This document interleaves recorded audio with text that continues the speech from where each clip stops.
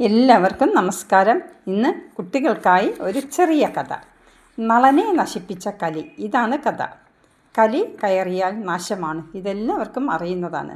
പുരാണത്തിൽ നളനെ ആവേശിച്ച കലി നളനെയും ദമയന്തിയെയും നശിപ്പിച്ച ഒരു കഥയാണ് പറയുന്നത്. കലി ഒരു ദേവഗന്ധർവനായിരുന്നു. കശ്യപ പ്രജാപതിക്ക് മുനി എന്ന ഭാര്യയിൽ പിറന്ന 15ാമത്തെ സന്താനമായിരുന്നു കലി. പരീക്ഷിത്ത് മഹാരാജാവ് കലിയുടെ ഭൂമിയെല്ലാം സ്വന്തമാക്കി. എന്നിട്ട് കലിക്ക് വസിക്കാൻ 5 സ്ഥലങ്ങൾ നൽകി. കലിയുടെ ആവാസ സ്ഥലങ്ങൾ ചൂതുകളി, മദ്യപാനം, സ്ത്രീ വധം, സ്വർണം. ഇതെല്ലാമാണ് കലിയുടെ ആവാസസ്ഥാനങ്ങൾ.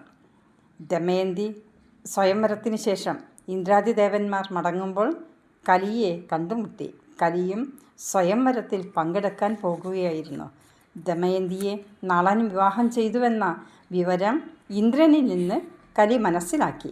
ദേവന്മാരെ വിട്ട് ഒരു മനുഷ്യനായ നളനെ ദമയന്തി വിവാഹം കഴിച്ചതിൽ കലിക്ക് അതിയായ ദേഷ്യം വന്നു. നളൻ്റെ രാജ്യം നഷ്ടമാക്കാനും ദാമ്പത്യം തകർക്കാനും കലി തീരുമാനിച്ചു. നളനെ നശിപ്പിക്കാൻ തക്കം നോക്കി കലി അദ്ദേഹത്തെ ചുറ്റിപ്പറ്റി നടക്കാൻ തുടങ്ങി. അങ്ങനെ 12 കൊല്ലം കഴിഞ്ഞു. ഒരു ദിവസം നളൻ മൂത്രമൊഴിച്ചിട്ട് കാലുകൾ കഴുകാതെ സന്ധ്യാവന്ദനത്തിന് ചെന്നിരുന്നു. വൃത്തികെട്ട ഒരു കാര്യമാണല്ലോ അത്. തൽക്ഷണം നളനെ കലി ആവേശിച്ചു. കലി ഒരു കാളയുടെ രൂപത്തിൽ നളൻ്റെ സഹോദരനായ പുഷ്കരൻ്റെ അടുത്തെത്തി. ആ കാളയെ വെച്ച് ചൂതാടുവാൻ നളൻ പുഷ്കരനെ വെല്ലുവിളിച്ചു. പുഷ്കരൻ ചൂതാട്ടത്തിന് തയ്യാറായി.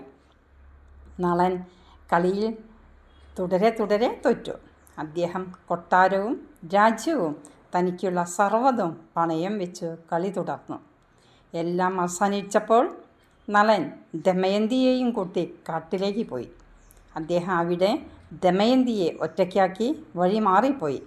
ദുഃഖിതയായ ദമയന്തി കരഞ്ഞ് കലിയെ ശപിച്ചുകൊണ്ട് നടന്നു.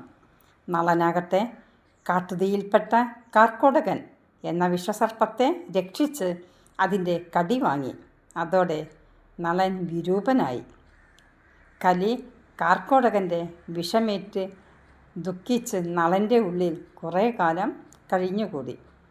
അക്കാലത്ത് നളൻ അയോധ്യ രാജാവിൻ്റെ കുതിരക്കാരനായി കഴിഞ്ഞുകൂടി. നളൻ രാജാവിനെ അശ്വഹൃദയവിദ്യ പഠിപ്പിച്ചു.